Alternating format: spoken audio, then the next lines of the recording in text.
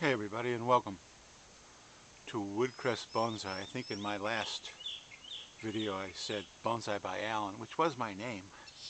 But then I learned there was another Alan doing bonsai, and the YouTube algorithm sends everybody to him instead of me. So I changed my name to Woodcrest, which was the neighborhood where I grew up as a kid. Today I'm going to work on this Green Island ficus planted in a crescent pot. And even though it's almost impossible to see, it's also actually a root over rock. And so if we peek down in there, you can see the rock right there. And actually up in here. That's really become of no consequence. You really don't see how the rock is even necessary anymore, but it's there, so no big deal. Now this tree is moving from right to left, and as a Westerner, since I read from left to right, I usually style my trees from left to right. I acquired this tree already styled like this, and potentially it could be spun around to go from left to right, but I don't know.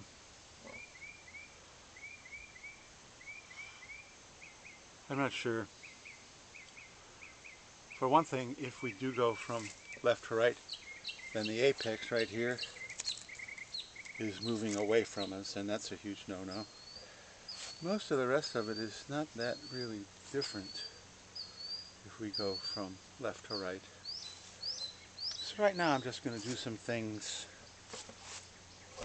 that, regardless of what front I choose, need to be done.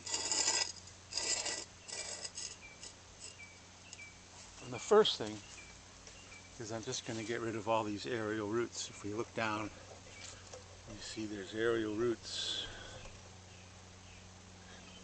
that are about, I don't know, a foot below the plant, and we just don't need those. And there's no way those roots are going to work with the design, because they're never going to root into any soil because there's just nothing down there. So I'm just going to take all those off.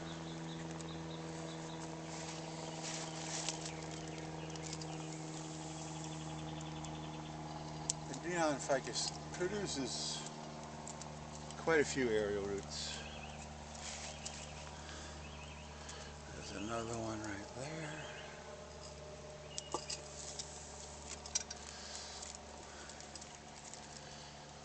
Alright, right away that cleans it up quite a bit.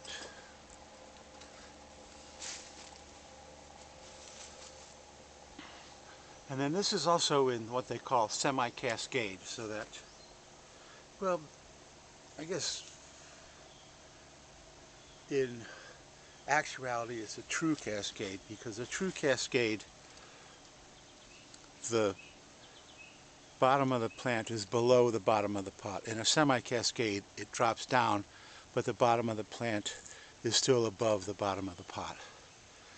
So I don't know, it still feels like a semi-cascade to me though, because typically cascades move even further down. So now it's really just a matter of doing some basic trimming. So I'm going to trim some of these guys. See, this guy here is coming from way up here. So I'm going to trim him. Trim this guy so we see the trunk line a little better. If we remove this, we really start to see the trunk line. And then we also realize there's a few more aerial roots right there.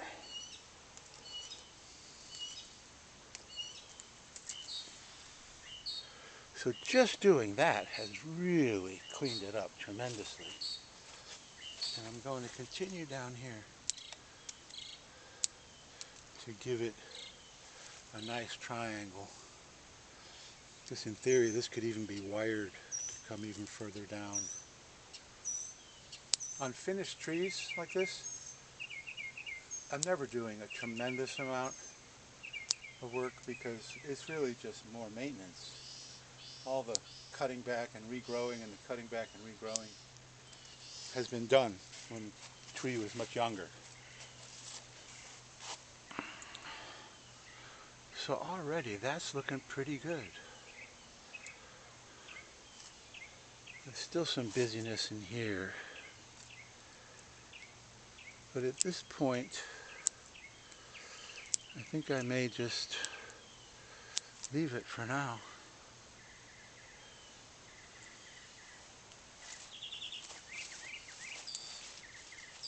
So just some very simple modifications. Removing the aerial roots, getting rid of this branch that was hiding the trunk, and doing just basic trimming has really made this tree look so much better.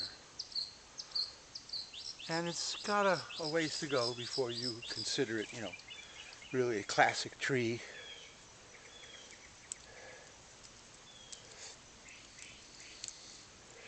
And I'm always, thinking into the future. So here we have another perfect example. We have this weird little branch right here that's competing with this branch, and there's really no reason. It also comes out of the inside of a curve, so that guy goes.